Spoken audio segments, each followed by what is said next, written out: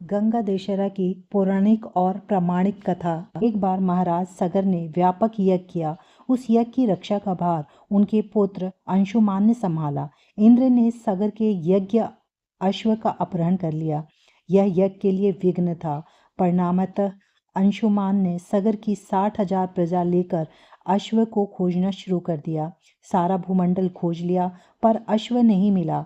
फिर अश्व को पाताल लोक में खोजने के लिए पृथ्वी को खोदा गया।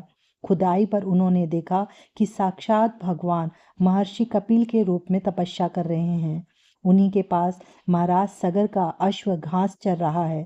प्रजा उन्हें देखकर चोर चोर चिल्लाने लगी। महर्षि कपिल की समाधि टूट गई। जो ही महर्षि ने अपने आग्नेय नेत्र खोले तो ही सारी प्रजा भस्म हो गई। इन मृत लोगों के उद्धार के लिए ही महाराज दिलीप के पुत्र भागीरथ ने कठोर तप किया था। भागीरथ के तप से प्रश्न होकर ब्रह्मा ने उनसे वर मांगने को कहा तो भागीरथ ने गंगा की मांग की। इस पर ब्रह्मा ने कहा, राजन, तुम गंगा का पृथ्वी पर अवतरण तो चाहते हो, परंतु क्या तुमने पृथ्वी से पूछा है कि वह गंगा के भार तथा वेग को संभाल पाएंगी? मेरा विचार है कि गंगा के वेग को संभालने की शक्ति केवल भगवान शंकर में है। इसलिए उचित यह होगा कि गंगा का भार एवं वेग संभालने के लिए भगवान शिव का अनुग्रह प्राप्त कर लिया जाए। महाराज भागीरथ ने वैसे ही किया। उनकी कठोर तपस्या से प्रसन्न होकर ब्रह्मा जी ने गंगा की धारा को अपने कमंडल से छोड़ा। तब भगवान शिव ने गंगा की धारा को अपनी जटाओं में समेटकर जटाएं बांध लीं। इसका परिणाम यह हुआ कि गंगा को जटाओं से बाहर निकलने का पथ नहीं मिल सका।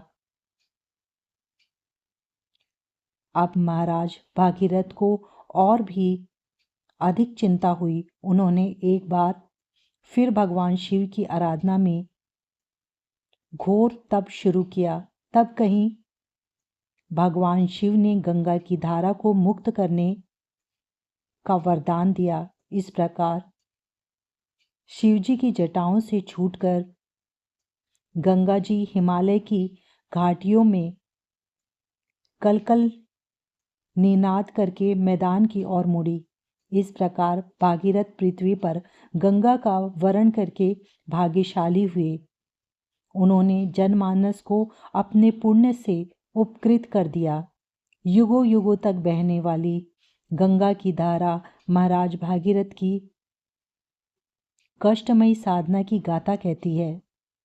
गंगा प्राणी मात्र को जीवन दान ही नहीं देती, मुक्ति भी देती है। इसी कारण भारत तथा विदेशों तक में गंगा की महिमा गाई जाती है।